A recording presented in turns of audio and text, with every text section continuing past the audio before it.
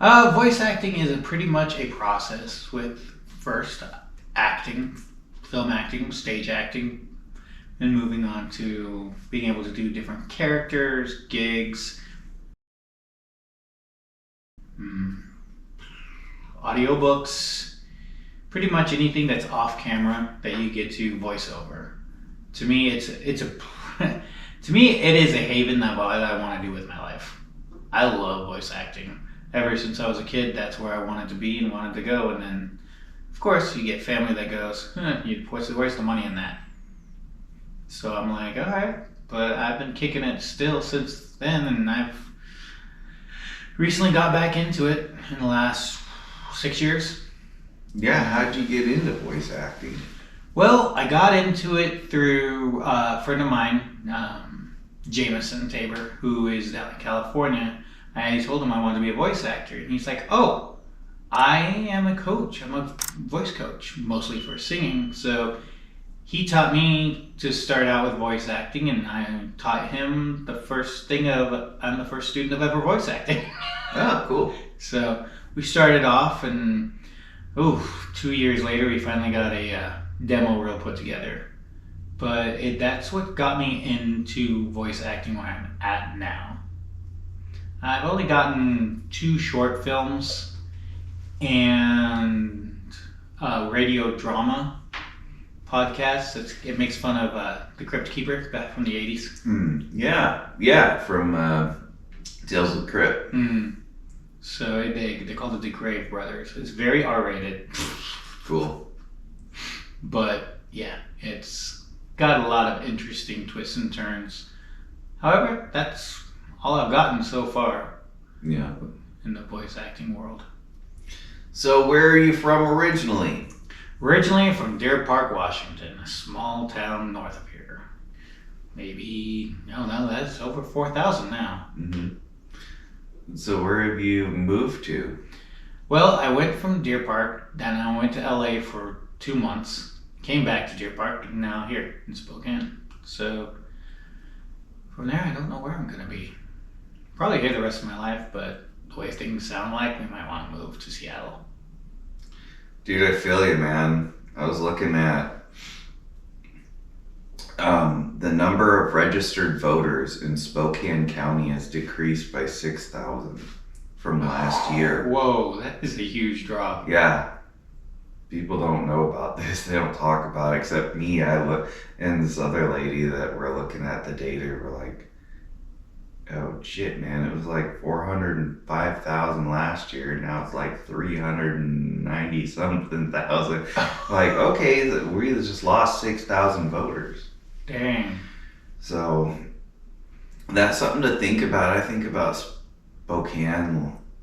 I mean, it's a nice city. There's just not a lot going on as far as certain things, but that could just be the economy too. I don't know. Well, the thing is that if you dig deep, there's a lot more going on than we think. Mm-hmm. Being an Uber driver for people, Mm-hmm. I've learned they've come from Ecuador, they've come from Texas, they have come from all these different planes. Now, granted, a lot of them don't vote, which is the backslide of things. Mm-hmm. However, though, we are getting a lot of diversity, a lot more in just the last 2.5 years. Mm-hmm. And to go from there, we've actually accumulated more population without counting the homeless. Where we're going from there, and it's actually going to grow. They're going to put in like 3 stages in Spokane County area for actors.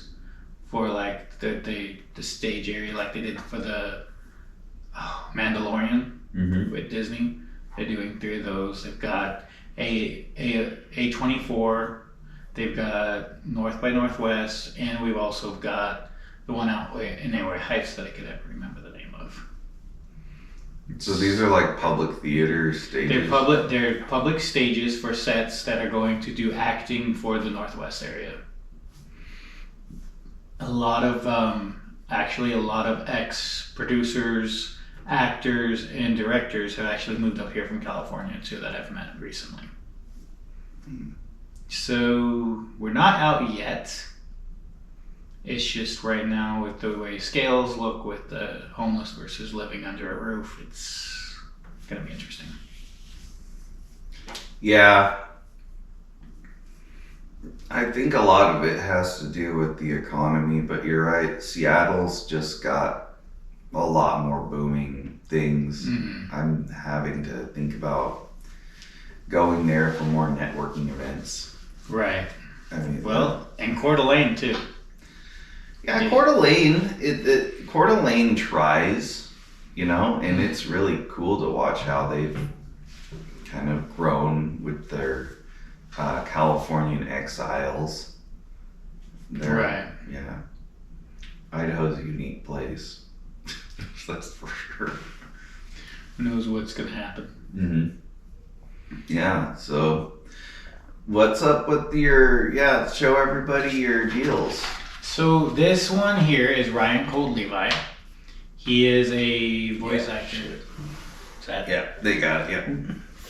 This is a dub actor for Chainsaw Man, Loki, for Gods and Humans, and the other one I really like is him in Hero Academia, My Hero Academia. And then, so I met him at Emerald City Comic Con, and he got me going on my journey even farther with his agent who wants me to email him when my demo is done.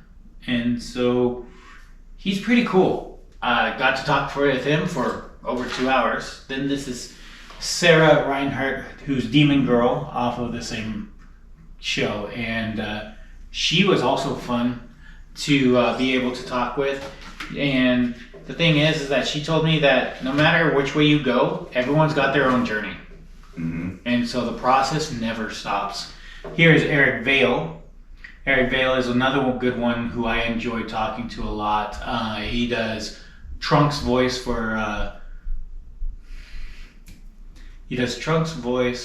for... why can't I think of the name? Dragon Ball Z. Mm-hmm. And then he also does a lot of other voices for My Hero Academia as well. I'm really into anime, if you couldn't tell. And then this one is Arnold Taylor James, who does Obi-Wan Kenobi and Star Wars, Clone Wars series in the cartoons. And he also does Johnny Test and some of the other older cartoons, if you can remember them. Yeah, I remember Johnny Test. Yeah, he's also done Fred Flintstone. He's done a lot of these. Really good. Yeah, and so when I talked to him, he got me to the one website that can lead you through being a voice actor. Now, granted, as soon as you start him up, it says... Maybe he's a minion? Yeah, he was a minion. He was... What else was he huge in? Oh, Donatello and the Teenage Mutant Ninja Turtles. No shit. Yeah. So he's got over 50 some voice characters out there. And he literally, like I said, paved the way for me to find this website that says I want to be a voiceactor.com. And it's a great website that will pave you from where you want to start, which is at the very beginning. And I love what it says because you go through the first 2 stages, which is don't get a mic yet. Practice on your voice. See if it's really what you want to do. And then after that, it says, now from here, you don't go through it step by step. You just pick and choose and see where you want to go with your process. Mm-hmm. And then after that, you're on your way to becoming a voice actor. In my opinion, you're a professional voice actor as soon as you start the process, stay with the process, and keep working, practicing, and getting yourself out there. There are a lot of actors that you probably will never see in big things, but they're out there. Yeah, especially the world of voice acting, things you don't think about until you're watching an animation or a show. Mm-hmm. For example, Star Wars, Darth Vader was voice acted by, what's his name? Real famous. James Earl Jones. James Earl Jones, of Yes. course. Yeah. He was amazing. Yeah, he was a voice actor.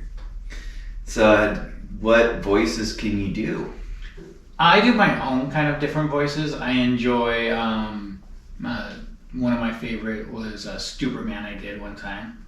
Ha-ha, I'm Superman! Key Holte is another one that's kind of like Loki, where he jokes and everything. Hello, and I want to talk to you today. But I also, when I first started, I thought voice acting was like, well, the voices that are already out there. You know, you're like, do or do not. There is no try. And then someone told me, there's already all those out there. So you've got to find your voice. And so I'm still working on all my voices, but my joke is I tell people, you're insane if you have 100 personalities. I only have 99, and they all have voices. That's a really interesting one. You're insane if you have 100 personalities and 99. So that's my own personal joke. I tell people all the time. So I literally love the fact that I could be any character I want behind any place, any scene, and you probably won't even recognize my voice half the time. So, I mean, one of mine I did for my voicemail, people think it's AI, is Sean Connery. Sean Connery. I love Sean Connery. He's a very important individual. But I love doing it with my own. Now, may your adventures start today. As you go along your way, the Phoenix bless you. Yoda Connery. Yeah. So I like to mix it up. I always did like Grover growing up too, from the Sesame Streets and things like that. Oh, Grover. Yeah. I'm Super Grover! Things like that. Elmo! That's a good Elmo. Yeah, thanks. I got voices I've been working on. Nice. What else you got? Oh, shit. I got an entire alter ego. Developed by when I was in the Marines, and we do all these dog and pony shows for these old guys that would come on base, and they were Marines back in the day, and they were from World War II and Vietnam and whatnot. And they'd get off the buses with their air tanks and shit and just walk over we'd set up weapons on our displays. We'd have tables full of guns and machine guns on the ground, and they'd walk on and they'd walk up to it, and we're behind a table because we were told to do this shit. And just listening to these old guys, I didn't realize how much of a fun time it was until they come up, and basically everything's a piece of shit and we're all a bunch of pussies. I know, it's good. And it was like, well, rightfully so for what they experienced. Yeah, but they would come up and they'd say, what? Well, I developed a man named Master Guns Montgomery Fitzgerald. He fought 2 wars, 2 historic battles. He was there on the islands, fighting the Japs. Have you ever killed a man with a shovel? Can't say I have. It's a good feeling. It's awesome. Yeah, I'd go through this whole thing, and a lot of the humor is very Marine specific. So. Oh, I bet it can get But it's incredibly racist. Because these guys, I mean, I'm just capturing what I see, capturing the times, but it's really funny because they were, that's part of American history, possibly the future of myself. Oh, there you go, yeah. Being that individual. So there's that old man, Master Guns Montgomery Fitzgerald, and then there is, excuse me. Bush. Not Bush. Excuse Bush. Oh, yeah, never mind. Your president, your favorite president. I don't know. I just think that this is a great podcast. It's the best podcast. It's an American podcast. And the other podcasts, I've seen them and I'd say, well, pretty nasty. I wouldn't listen to them. They don't get very good viewers. They're funded by China. They just get spendy. Yeah. So we can do the Don, we can do other voices too, but those are really good. I love Thank that. you. I used to do Read my lips. No new taxes. Oh, George Bush. Yeah, a hard one to do is Bill Clinton. Trying to do Bill. I tell my little Chelsea all the time, I say, you better not be under the table. That's never mind. Yeah, I know. It's Bill Clinton. And sometimes I can do that. Sometimes. I can do the voices if I can hear a voice and I can think about it. Like the Indian man that works at the 7-Eleven, my friend. A lot of people can do him, my friend. Oh yeah, Lots of people. My kid and I, she loves to do more off of Julius Caesar. It's a Netflix series, and she's like, and she'll always go, "Oh, I love the feet," and I'm like, "Don't touch the feet, Mort! Don't touch the feet! Oh, you maniac!" And then it just go on, and it's just like. So I love doing Madagascar, Julian. Oh yeah, Madagascar Julius. I like to do it. Oh yeah. Oh yeah, who likes to sing them on the party? Oh, I like to do it. Yeah, very much, Maurice. Yes, very much so. Yeah. Shit, man, Madagascar. That is something I used to have to play on repeat because of my kids. Madagascar, Happy Feet was one at the time. But my kids, I have 2 adult kids now, but at the time, that's what the movie Cars, dude, I could quote Cars. Oh, there you go. There's movies you can quote, because that's all they play 24/7. Sit on their butt, like. There you go. Just continually playing. Oh, that's so cool. Yeah. No, and I like I said, more was awesome. I love the feet. Oh, King Julian. And so yeah. But what's funny is I did the same thing for my kid. Kept replaying them, but I blame it on my kid, even though I purposely did it for myself. Well, dang man, you would actually love to come to our Friday podcast because I pass out scripts. Ooh. Yeah, dude. In fact, here's one you can. There's all these scripts I got.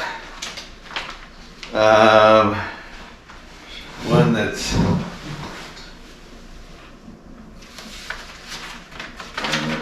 Those are older ones. Oh yeah. What's this?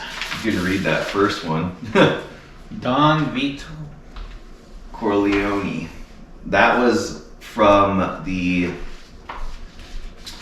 Godfather. We read it one day. Oh, whoa.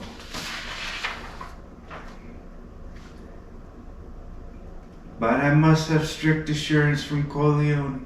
As time goes by and his position becomes stronger, we will attempt any individual vendetta. Yeah, so it's... That's cool. Yeah, I so know. Vito is the guy that's... Don Vito Corleone, yeah. He's he the is one- the Godfather. Let's see if I can remember how to do it. You gotta read I the did it. script. Don Vito. Don Mazzali, I want to thank you for helping me organize this meeting here today, and also the other heads of the flat families, New York and New Jersey, Camino Corneo from the Bronx, and Brooklyn Phillips, Ted Henwood. From Staten Island, we have this Victor Stressy and all the other associates that came as far from California and Kansas and other territories of the country. Thank you. Yeah, cool. Yep, you're gonna have to work on it. Yeah. We even did Vader, this one, where he has Leah watch her home planet get destroyed. So did that one. Oh yeah, what did we do? Oh, Pirates of the Caribbean, the day you almost caught Captain Jack Sparrow. Can you do Captain Jack? No, I cannot do Captain Jack. Can you do a British accent? I do have to say, well, I would love to have you come over for tea sometime. Did he say hello? Oh, I said hello. So, all I'm trying to tell you is it would be great to have you over for some tea and crumpets, and maybe, just maybe, we could have a chance to just sit around and watch the telly. Yep. It's one of those you gotta work on. Yeah. I found the British accent. The ones I can pick up, I pick up easy. Well, I had to work on Donald Trump. the one I picked up pretty easy is when I used to work with a lot of people from Europe. Mm. And then once I got to hang out with them in the 90s for a while, it was pretty sweet because by the time I got done, I was like, by the time I got there, like, I'd talk and everything. They're like, wait, where are you from? So them and I would just walk around Spokane, Northtown Mall, and we'd just start talking. And people were like, oh, what part of British are you from? And then they're like, oh, this is my brother. And we just improv the entire thing the entire way. And I'm just, by the time they're done, they're like, oh my gosh. And they're like, oh yeah, he can even sign his autograph for you. And I'm like, wait, what? No, we're going too far now. And I was like, all right, well, if it ever becomes... Well, that's always a fun thing to do, is to go and improv and get some good friends. I haven't done that since like a year when I was a younger, man. Like improv shit with people. Well, and the one thing I have to say is just make sure that it's nothing that has to do with police. Oh yeah. Oh no shit. That would be it. Let me back up because I did a voice for my friend. I was like, hey, what are you talking about? I'm going to tell you something. We're going to and I just kept going with the New York accent and everything else. And also, next thing I know, he's like, oh, we can do this. So I get into my, what I had was a GeoPrism back then. I jump in, I pump that thing, I get it over 110. As we're streaming through Spokane, he's got a Dodge Charger, but it was an ex-police undercover car. And so he still had the passcode that you weren't supposed to get. He somehow got his hands on it. Next thing you know, his lights flare up. He's got the siren going. I'm hooking it. We drive through Northtown. As we're going up, I'm slamming in the park, and I'm like, hey, you're not going to get me. I tell you what, you're coming after me. And he's like, that's it, you piece of shit. And he jumps over his car, and I book it. And he's got his security guard uniform on, and I dodge over the car. Okay, and you gotta remember, this is when everybody's phone first started to record better than the, pixelated graphite looking pictures. And they're all recording us, and he, boom, slams me into the ground. I just start screaming and yelling, and he puts the handcuffs on me, and next thing, and he puts me in the back of his car, and he takes off, and my friend takes my car for me. By the time we got done, I look at him, I'm like, I am so surprised none of us got arrested today. He goes, yeah, me too. Yeah. Wow. Congratulations. You guys had a lot of fun staging an arrest. Right? I'm like, Well, cool. That is fun. It's fun to get some good group of people do shit. It's relatively harmless, but gets a lot of attention. I'm still working on a lot of my accents. Because I'm one that if I don't continually practice, I lose them. Yeah, and knowing the difference between the British accent, the Limey Brit accent, the Scottish accent, the Irish accent, The Cockney. the Australian accent. Crikey, Gav. Yeah, crikey. Can you do gay? What do you mean gay? Like, Not like gay. oh. Yeah, like ballet. Oh Not my like God. from the ballet. Amy Damn it, guys. I'll tell you what, the other day when I was trying on some new shoes, this gal came by and I was like, ew, not today. That is so last year. Like, bitch, you need bleach and birth control. Get the fuck And away don't from confuse me. the two. Yeah, that's funny shit. Have you ever thought about doing stand-up? I keep being told I should try. And it's definitely, someone keeps telling me, they're like, oh, dude, you need to go to an open mic. And I'm like, all right. And then my friend was like, and just tell your family stories. And I'm like, seriously? They're like, oh, yeah, your family stories are great. And I'm like, okay, great. I'm so glad my family is comical. Yeah, well, good. Yeah, you should do it. It's good to get up there and get time behind the microphone and on the stage. I've done stand-up. I need to get back and do it again. Oh, cool. How long did you do that? Well, I did it at the start of the Marines, Mm-hmm. doing stand-up with the alter ego that I created. Oh, that's cool. Yeah. So, but he wouldn't probably be too good in the civilian world. Probably get canceled. But for being just a different generation. Well, if you did the comedy, stand-up comedy with cartoons on YouTube, you won't get canceled as fast. Shit, dude. Some of this stuff on the AI generated crap is like incredibly racist. Well, I mean, just look at Family Guy. Oh yeah, Family Guy pushes the limits. Simpsons, all of them, and they've not been canceled for how many years? Yeah, they really push the limits. So definitely animation.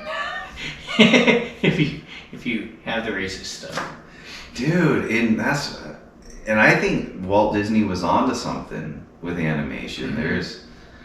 Mm-hmm. That was some next level shit, and then I'm able to just put in a script into the AI generator, and it pops out an animation. I think, shit, eat your heart out, Disney. Dang. And I think, oh well. If I was to hire an animator, I would not hire an animator now. I would just pay $20 a month and get this for as much as I want.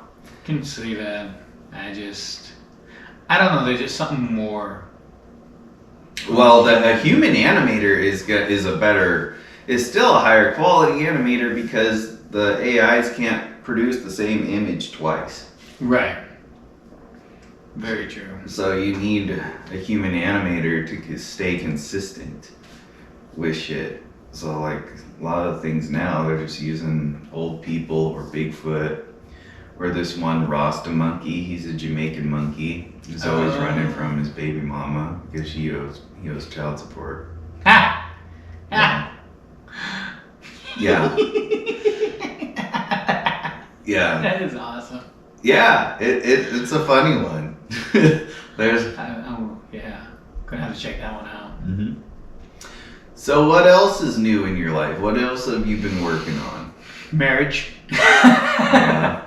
That one's always working on though. But we're also building a band. Okay. And we got a drummer, a potential guitarist, and then my wife and I are the singers. She's the lead singer, of course. And so she's a heavy metalist rock singer who can scream in 5 different ways. Good for her. And also vocal, what is it called? Vocals something, I don't know. You'd have to watch the Who from over in, I hate forgetting things. Anyway, they sing Mongolian. And so they do a throat sing. Yeah, those, yep. Yeah. And oh man, you can't even tell which is which with her when you singing with karaoke, so, which is an amazing thing. Karaoke is such a great thing to practice with voices, accents, and everything else. Yeah, so that's like open mic. Oh yeah. I mean, literally, because you could bomb singing. You can. Very true. No, whenever we do singing, it's hilarious because a lot of people will come around the corner because I like doing Little John. Yeah, what? Okay. You know, and I love him. But I don't know how many times I've been told, but my favorite one was at Neon Moon, where this big guy comes around the corner. It had to be almost 7 foot. And he's a big black man himself. So I'm going to say it the way he said it. But anyway, so he comes around the corner and he's like, "Where's the party at?" And I'm like, "What are you talking about?" He's like, well, where's the guy that was just singing? And I'm like, he got done. It's the next person's turn.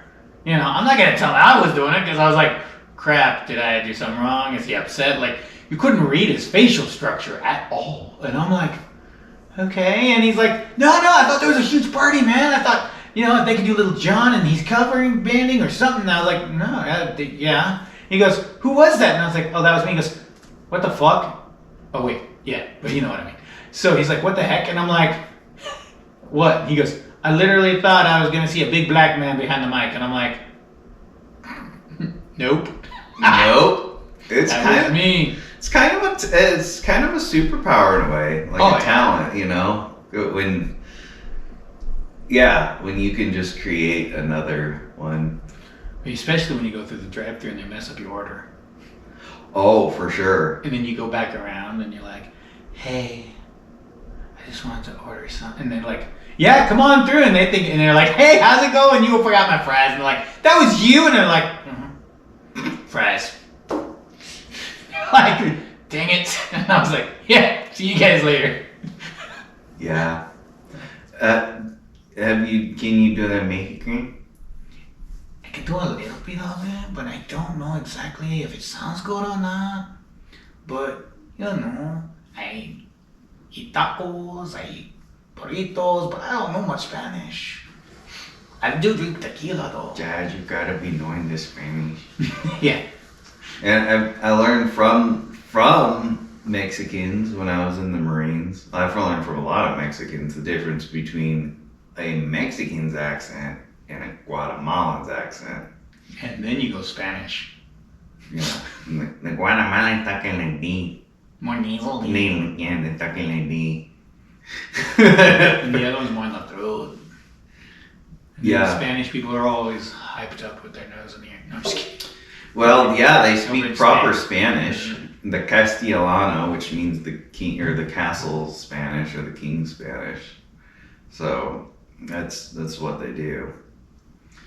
Yeah. So, what hobbies have you been doing besides voicing, voice acting, singing? Voice acting has been a side career along with acting, film acting. I mean, pretty much that's been my life, is either acting or going to work to get paid to keep acting.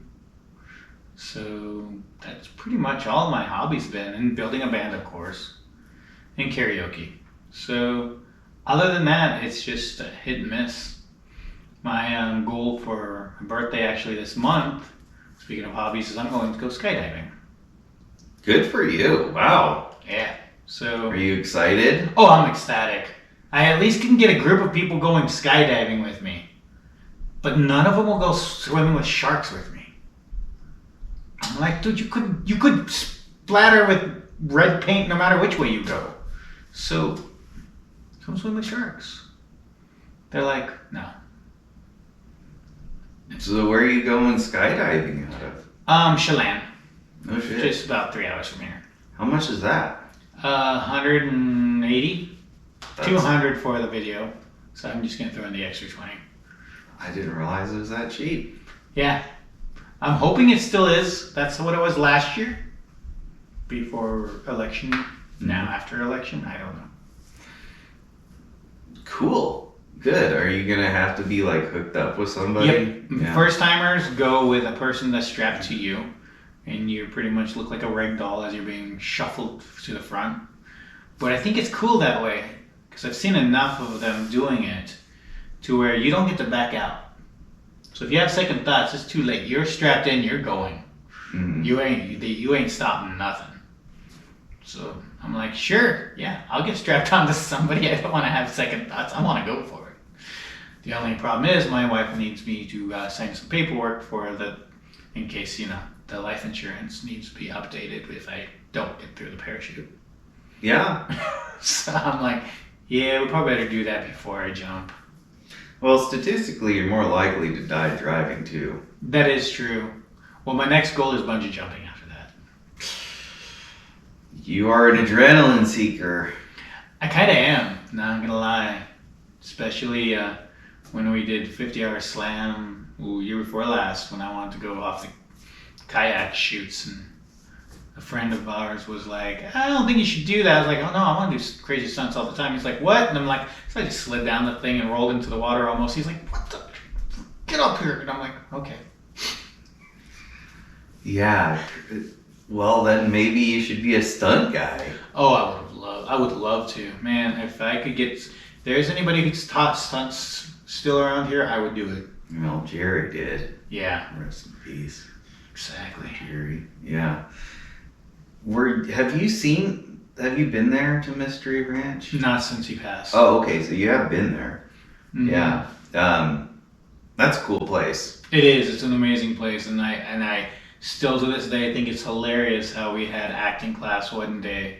Speaking of Jerry, may he rest in peace. And he was starting out acting class where he came out like he was drunk, and I'm like, I missed it. I only got to hear the story. I was like, man, I would have paid you an extra $30 just to go get another bottle. But he comes out drunk. The other gal who's acting was in on it. It was supposed to be a surprise to everyone. And she takes the bottle from him and smacks him over the head. All over. I'm like, props. And I hear the story, but I hear the story after 3 women stand up and literally push past me through the door, crying and yelling, I can never trust anyone in acting again. And I'm standing there like, okay, what it just happened, and why is there glass all over Jerry, and why is she holding a broken bottle? And he felt so bad. He still apologized until last year, even at Halloween. And I'm like, dude, it's good. You're fine. They should have realized they came on a set. There's stunts all over the place. There's props all over the place. You're not going to come in teaching us drunk. So that's on them, please. But at the same time, I was like, I was like, man, I wish I could have seen that. I waited till they left, of course, before I said that. I was like, man, I wanted to see that so bad. I would have broken the bottle over my own head. I'm like, what the heck? He's like, really? I'm like, yeah, that is so cool. Like, I would have given him the extra $30 just so I could see Jerry smash a bottle over his head.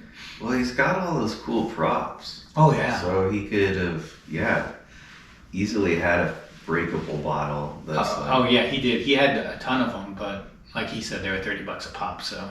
Dude. Yeah. So I was like, man, I would have paid you $30 just to watch somebody break a fake bottle. That'd be cool. It would. Yeah. Poor Jerry. I've noticed these actresses because I went with the amoebas to an acting class. It was at the library, but I've been to a few acting classes with them.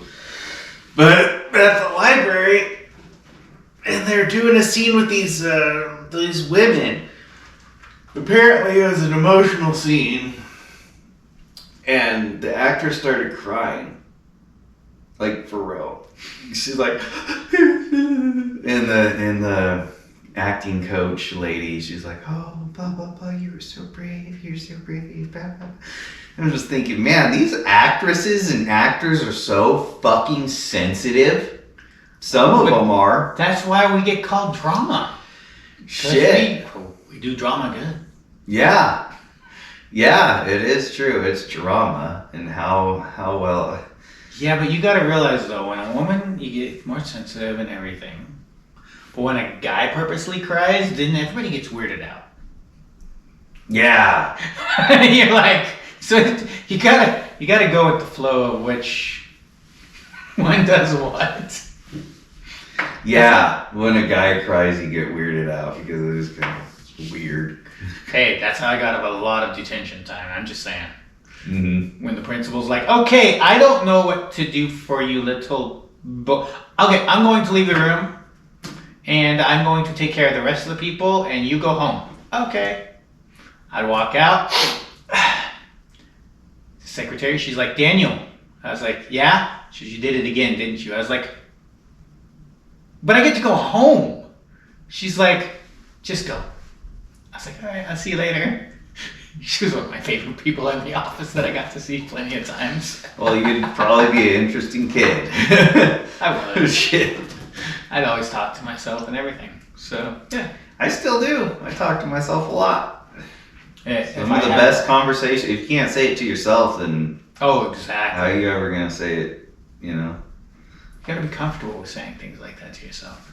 Mm-hmm. I mean, I bet you have plenty of conversations with this guy here. You know. Yeah, he was way bigger before he shrank over the years. Mm. I shot him when I was 16. Yeah, he's probably shrank at least 20 inches Dang. in width. I've shrank at least 20 inches in width too, half the time. Yeah. Shit. Yeah, this guy, I shot him the top of a draw, and he rolled right down into the bottom of it. So you shot this thing? Yeah. That is awesome. I've shot every animal. I've shot a lot of animals. I still want to go hunting for antlers on purpose. You don't know how many people will pay big money just to buy antlers and then put them on their wall to say they shot it. Oh, shit. Well, I'm a legit hunter and outdoorsman. I know plenty of fake hunters who do fake gardens with fake flowers, so yeah.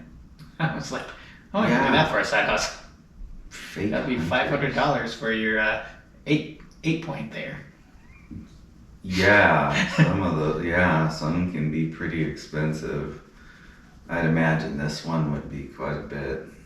So Wow, that's what was it? it was the second biggest shot in the state at that year. Not ever, that year. Dang. So It's a 6-point, isn't it? yeah, it's a 6x6. Dang, that's cool. Branched antler bowl, great symmetry. Because a lot of them don't have good symmetry like this, where it's just like one's going off in a weird direction. He's got great symmetry. Symmetry is amazing. Mm-hmm. Yeah, and hauling him out, because it's the only elk I've ever shot, but he was my first elk. But hauling him out through, the first thing I took out was the head. Mm. So I put it on my back, and I'm trying to maneuver through the woods and getting caught up in trees and shit. And I'm like, man, now I know how he felt. Right? You know, but it was a hell of an experience. It was surreal. Dang antlers. Hiking him out. But luckily, it was a great day. Couldn't ask for a better day. Never shot an elk since. Been out elk hunting several times. Dang. Yeah. Sorry, dude, but I bet you tasted good too at the same He time. did taste good. Elk is a phenomenally great tasting meat. It's better than beef, I think, Mm-hmm. hands down. It's a delicious big game animal. Oh yeah. Well, you could hunt too. You just gotta take hunter safety. Yeah, no, there's a problem with that. Oh. I literally am one that is the worst aim in the world. I mean, if you couldn't shoot your cousin in the butt with a BB gun facing north when he's out south, you got talent. And that was me. So I don't hunt. I will gladly pay someone else to get the venison for me. Nice. So when I wasn't even allowed to shoot the 22 after that because we were going for the BB gun. Now, granted, on my defense, my uncle gave us the BB gun that you could pump over 30 times. Not like the safety, because there was no safeties for his gun anyway. So yeah, I pumped it over 30 times. I shoot it, it ricochets, leaves a hole in my cousin's butt, and I'm like, I'm ready for the 22. No, I was not allowed to shoot the 22. That was the last gun until I hit my 30s that I ever shot. So I'm like, nope. I'm all for gun safety. I'm all for everyone else having guns, but for myself, no, not a good idea. I'd have to practice a lot. Mm-hmm. Yeah, it takes time and practice to get good at shooting. I did it for production. I was on a rifle range. Oh, I worked dang. on a rifle range during the 12 months, almost 13 years in the Marine Corps. For solid 3 years of it, I worked on a rifle range. Nice. All day in, day out, rain or shine. From before the sun came up to some days after the sun went down, just on the range, standing there. It fucking sucked. It wasn't fun. That's where this hat came from. Oh, okay. Yeah, because they wear these hats, except the light, no light. So, a lot of time on the range. Man, that's cool and not cool at the same time. Because I can understand how it would be like really. Well, it's Groundhog's Day every day. Yeah. All the recruits, because I would help train recruits I would teach them the fundamentals of rifle marksmanship. They had to pass They had a whole week to try to pass. A lot of them did. And then there was the ones that couldn't shoot worth a shit. So, yeah. So, well, you might have been better than you thought, especially if you came to me and you had no bad habits. That's true. Then you'd be really good. It's the ones that have prior shooting experience that have the nasty habits that need to be broken. Well, and that's where I got my second time shooting, because he let me shoot, my friend Josh let me shoot all over the place. Mm-hmm. He let me shoot a handgun, a rifle, I forget all the different ones. Then he hands me this handgun too, and I don't remember what it's called. And he's like, I want you to shoot it. I was like, okay. So I go to shoot it. I take a stance, feet apart to your shoulders, aim forward with both hands, because I'm like freaking nervous still, even though it's my fourth gun that I've shot that day. And he's like, no. He's like, what if you were to shoot it like you see in the movies? And I'm like, what? So I take it and I cock it 90 degrees. And I go to shoot and he goes, don't do that. And I was like, what? He goes, actually, dude, that thing came back to my left shoulder so hard it wasn't even funny. And I'm like, I was breathing. And I looked at him and he's like, see, that's why you don't shoot it that way. I was like, I wasn't going to. Well, it's a good lesson. It was a very good lesson. You can't shoot like that, like those stupid idiots do. And we're like, yeah, you can't do So it. I can see it. I can understand what you mean by bad habits. Mm-hmm. Yeah, there is bad habits. You know what? But we were supposed to use squibs this year for the film festival, but then Jerry died, so that threw it out. But hopefully next year we can use squibs. Oh, that'd be fun. Yeah. I thought you said squibs at first. Not gonna lie. I'm like, cool, squids, but squibs. Okay. Yeah, squibs. The exploding blood packets, which is... Oh, that's right. Yeah, so when you get shot... Yeah. Well, they do that only for Hollywood, but in real life you don't see nothing. It's just so fucking fast. Oh, yeah. There's no blood that comes out the front. It goes out the back of anything. Yeah, because it takes with the projectile. Mm-hmm. Physics. Yeah, there was this one lady named Cynthia. She was telling me all about it because she's quite the expert in all those explosives for scenes and shit. And she was saying how they have to put these other types of squibs. So there's exploding blood packet squibs, and then there's just little popper squibs. And they put the popper squibs on the cars, so it looks like you're shooting it, and it goes pop, pop. Like, okay, well that looks better than... It still looks cooler with the front going out, even though you know it's not physically, that's not how it works. So if you shoot a car, you're not going to see anything. It's just going to go in and out. But yeah, but for special effects, you gotta go with what you got. That's cool though. I always love these special effects. Like the A-Team. I don't know if you've ever seen that. I grew up on a lot of old reruns. I was raised by my grandmother and great-grandmother. So I didn't get to watch what everyone else watched. I watched everything that everybody else used to watch. mm-hmm. So the A-Team was one.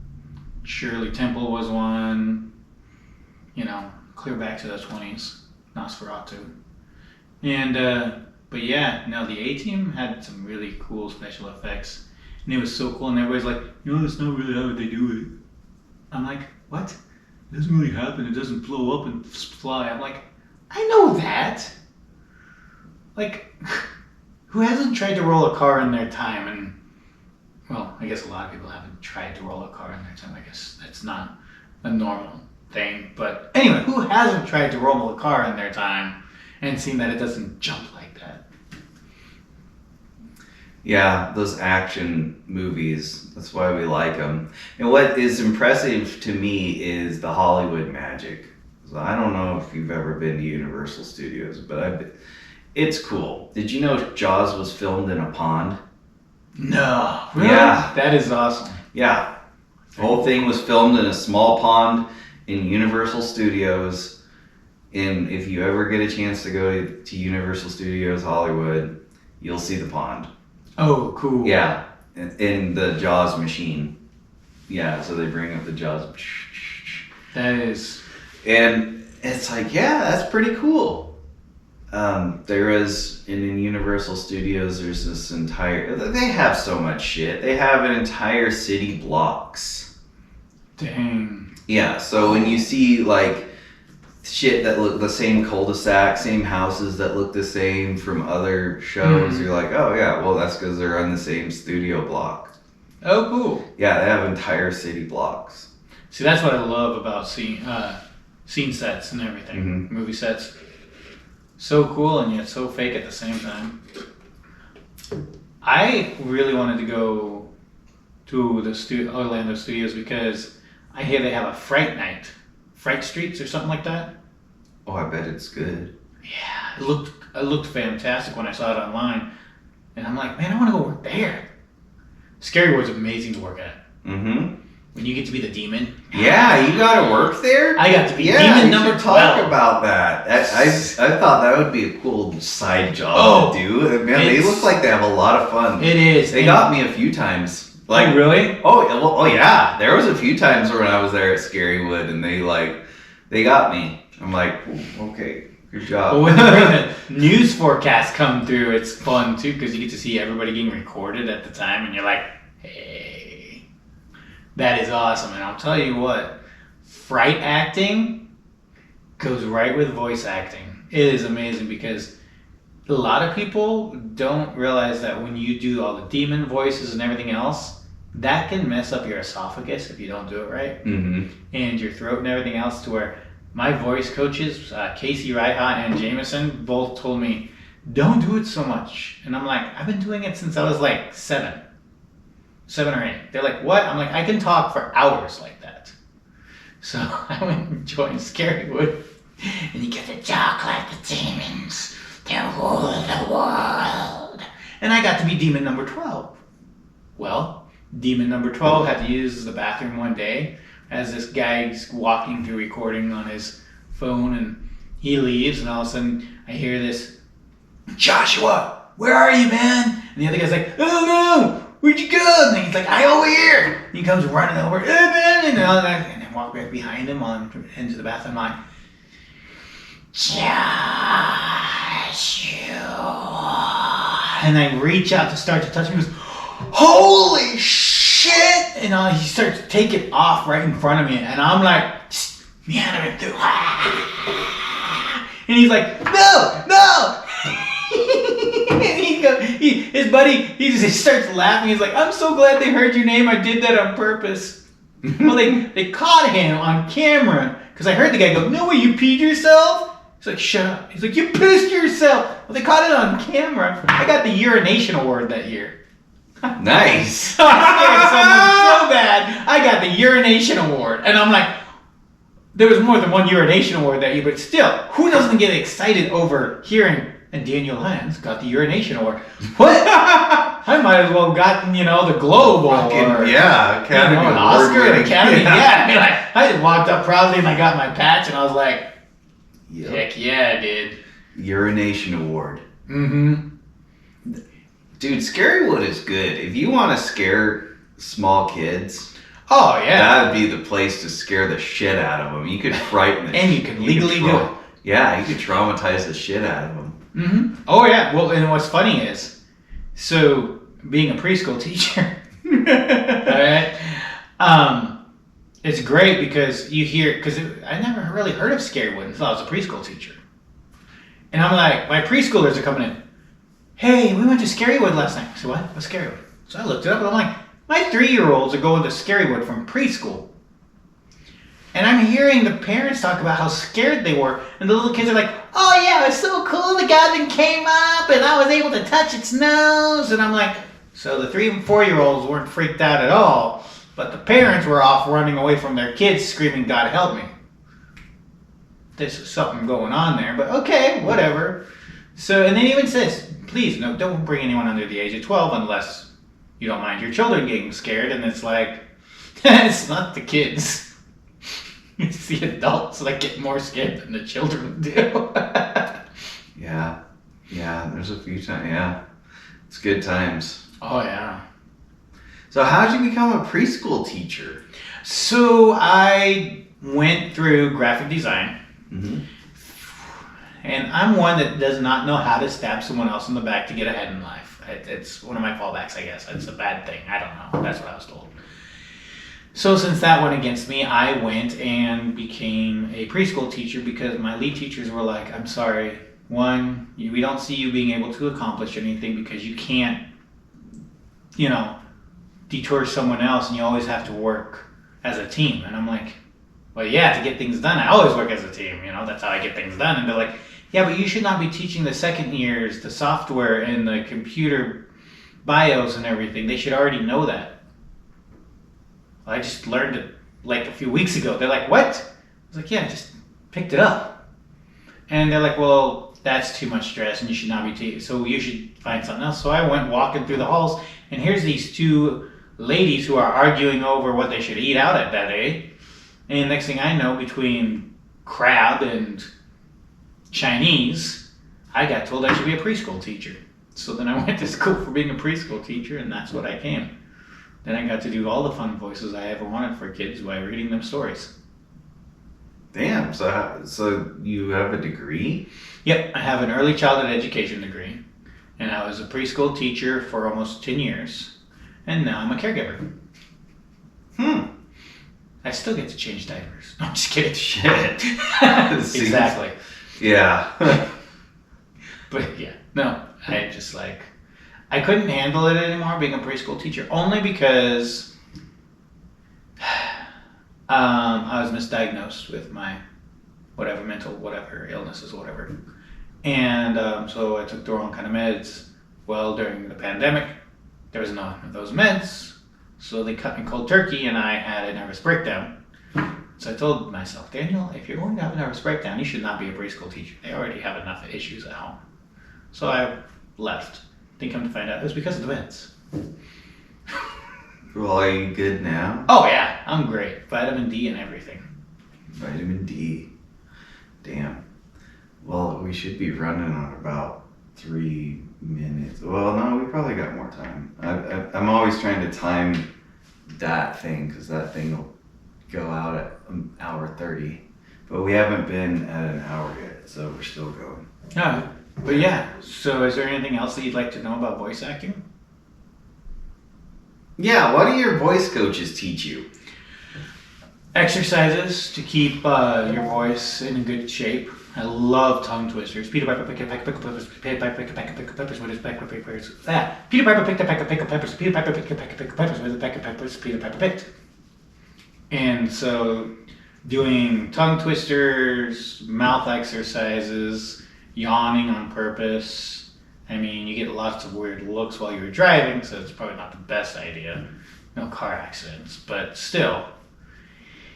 That's what they taught me. They taught me also that to be descriptive with your voice, and that there's more than one kind of narrative. There's in the trees narrative, where you're like talking, where you can see pretty much half of everything, but you're also living with the characters. Then there's down in the back seat narrating, where you're with the characters. You get to feel what they feel, you get to see what they see.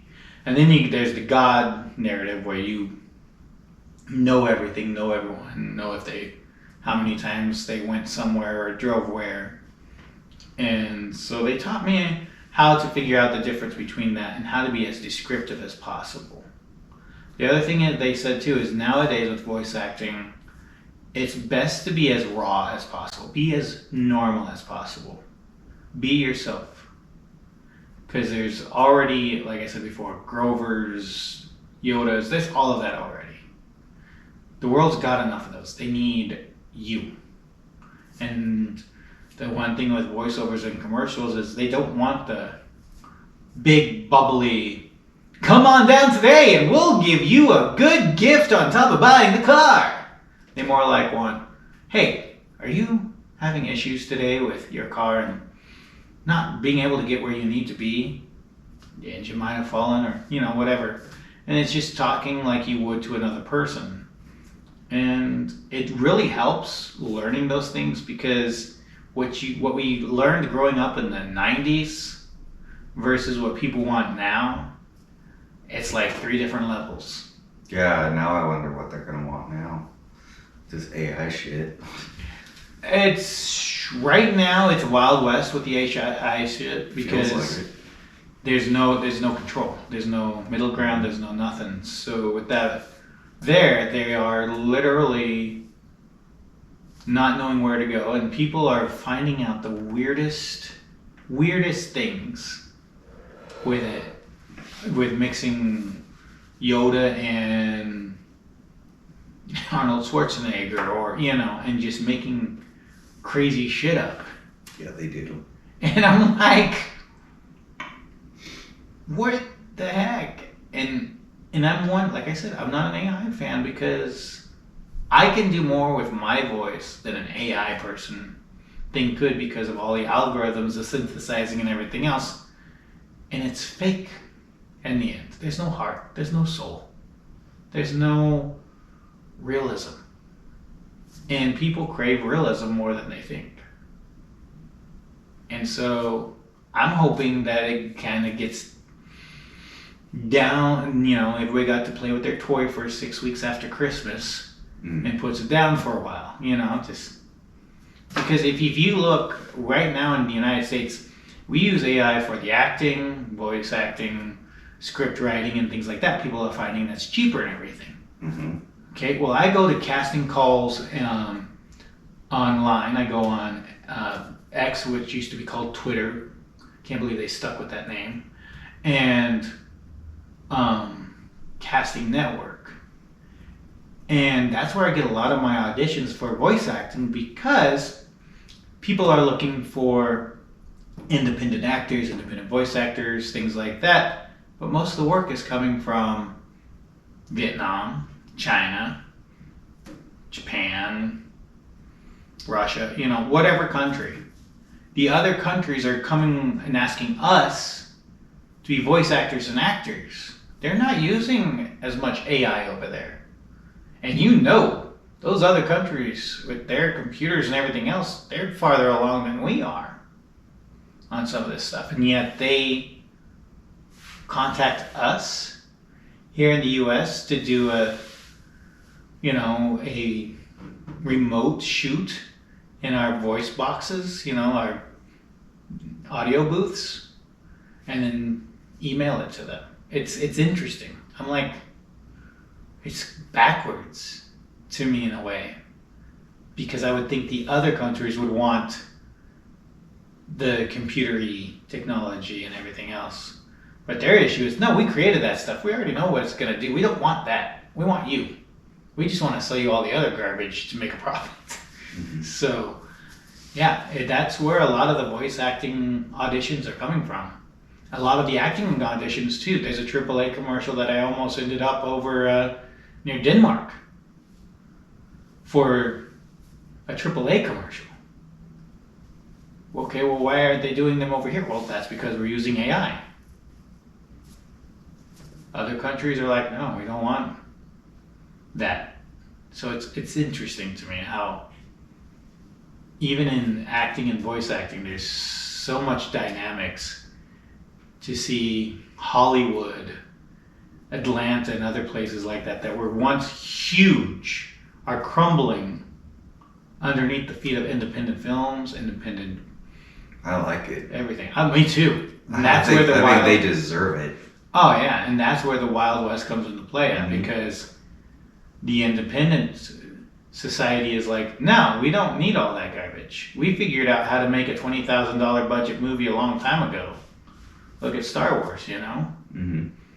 I mean, the guy didn't even think it was going to go that big, let alone over 20 years later, people use half the technology that he used in different places to have prosthetics, air ventilators, breathing apparatuses, things like that, just sparred off of Star Wars. Yeah, Star Wars is iconic American. It's an American treasure. Mm-hmm. It's a national treasure. And as far as I'm concerned, I only give a shit about the original ones. Like what's the mainstream. Not any of the spin-off shit. I don't care about spin-off fan fiction crap. There's so much. It's so flooded. The books, the books you always, are, some books out there are still pretty cool, but there was a lot of books that were off and things like that. I get it. But did you know that the episode 1, 2, and 3, I mean, I know it was like the 4, 5, and 6 that they're big into. 1, 2, and 3 came about because George Lucas, those were his original ideas. Mm-hmm. He wanted to do those, but we didn't have the technology yet. Mm-hmm. So he started off with 4, 5, and 6. And then when we got the technology later, he got to have Jar Jar Binks and other creatures because they weren't able to use the computer-generated stuff yet. Yeah. But no, they got it. Now the rest is history. And now the future is now. So where are things going? Who are these big productions? What does it mean to have a good show? You know, what does that mean? Does that mean making it on Amazon or Netflix? Or does that mean getting a million views on YouTube? It depends on who you're going for. Depends on the marketing. If you're going for, and I've been watching this, and this is just my opinion, but I've been watching regular television with my clients. I've been watching regular television with other people. If your market is for the 55 and older, you're going to do the Hollywood stuff. You're going to do the independent films. You're going to try to reach the younger crowds. But they're more into TikTok, YouTube. I forget the newest one that's coming around. But anyway, they'll film an entire 2-hour film or something, right? And they'll cut it up into a 5-minute segment. And then you got to pay so much per month just to keep watching the rest of the show. And they made it into a 5-minute series. And those are going good and big. So if you're aiming for the 30 and under club, you're going to want to stream and you're going to want to be online. Mm-hmm. Even the commercials show that.